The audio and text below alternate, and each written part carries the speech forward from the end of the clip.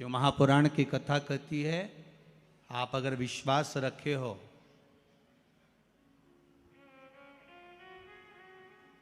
सफेद आंकड़े की जड़, जिस नारी का संतान नहीं हो, गर्भ नहीं ठहरा हो, सफेद आंकड़े की जड़, जिस देव अधिदेव महादेव की कथा जिस तुम्बरुका जी ने श्रवण कराई है, शंकर भगवान जिनके सामने बैठकर शिव पुराण की कथा सुन रहे हैं, उन तुमरुका जी का नाम लेकर शिवलिंग पे से 21 बार घुमाकर मंदिर में ही कमर पर 7वें दिन रजस्वला धर्म के जो बांध लेता है और एक पीपल का पत्ता अवधूतेश्वर महादेव का नाम लेकर शंकर पर चढ़ाकर उसको गाय के दूध में उकाल कर रात्रि को दोनों पति पत्नी अगर पीकर सोते हैं, 3 महीने में भगवान भोलेनाथ उसकी गोद भर देते हैं। ये शिव तत्व। शंकर देता जरूर है। माता अंजना के यहां स्वयं शिव महापुराण की कथा कहती है, स्वयं शास्त्र वर्णन करता है, माता अंजना माता के गर्भ से संतान नहीं हुई। 42 वर्ष की माता अंजना हो गई थी और 42 वर्ष की होने के बाद भी माता अंजना के गर्भ से संतान नहीं थी। जब संतान नहीं हुई तब बार बार निवेदन करा महाराज केसरी से, तब नहीं संतान हुई तब अपने पिता से जाकर निवेदन करा, पिताजी गौतम बाबा से निवेदन करती है माता अंजना कि मेरे गर्भ से संतान नहीं, मुझे औलाद नहीं, क्या करूं?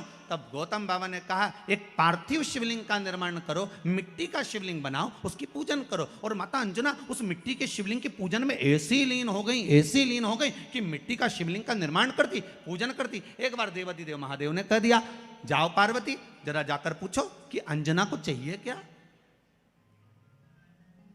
अंजना माता को चाहिए क्या। अच्छा, सारे देवताओं को सबसे ज्यादा टेंशन देवाधिदेव महादेव से रहता है, क्योंकि ये बिना सोचे बिना समझे किसको क्या दिया है कोई भरोसा ही नहीं होता। एक बार तो ब्रह्मा जी ने खुद ने कह दिया, साहब हमको तो इस्तीफा दे दो, हमको नौकरी करना ही नहीं बैकुंठ में बिल्कुल भी। तो भगवान विष्णु ने पूछा हुआ क्या? बस प्रभु, राजा श्वेत की अंतिम समय, प्राण छूटने का दिन, उसको यमराज लेने के लिए गए और देवाधिदेव महादेव वहां खड़े हो गए और क्या के लेके मत चले जाना, उसकी अंतिम सांस, और क्या के लेके मत जाना। और मेरा बेटा जब लाने लगा तो उसके प्राणों को हर लिया, यमराज ही मर गया।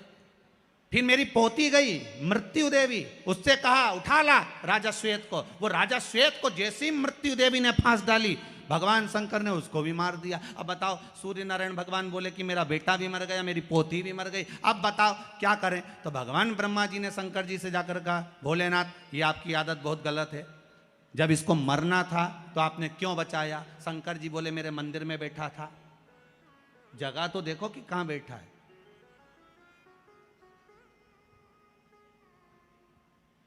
ब्रह्मा जी ने भगवान विष्णु से कहा हमको ये काम नहीं करना, आप तो हमारा इस्तीफा स्वीकार करो। भगवान विष्णु ने शंकर जी से कहा, भोलेनाथ जी अब इनके बेटे को, सूर्य नारायण के पुत्र को और पोती को जीवित करो। शंकर भगवान करे एक शर्त पर जीवित करूंगा, जहां मेरा भजन हो रहा हो, जहां मेरी कथा हो रही हो, अगर कोई महामृत्युंजय मंत्र का जाप कर रहा हो, श्री शिवाय नमस्तुभ्यम जप रहा हो, शंकर का पंचाक्षर मंत्र नमः शिवाय जप रहा हो, शंकर जी कहते हैं उस समय पर मृत्यु उसको ना घेरे। तो इतने में सूर्य नारायण भगवान कहते हैं शपथ लेता हूँ, संकल्प लेता हूँ, जहाँ आपका नाम होगा, अगर पृथ्वी पर कोई मरने का भी समय आ गया तो पहले आपसे पूछा जाएगा उठा ले, तुम बोलोगे तो बात दूसरी है। शंकर जी बोले हम बताएंगे तो उठाना, हम बोल दें, अगर ये शंकर जी का नाम जप रही है और पड़ोसन नहीं जप रही है तो हम इशारा कर देंगे बाजू वाली को उठा लो। तुम टेंशन मत लेना, तुम तो शिव जपो। अब क्या सोचना, अब सोचो क्या? इसलिए शिव का धीमा बजाओ भोलानाथ डम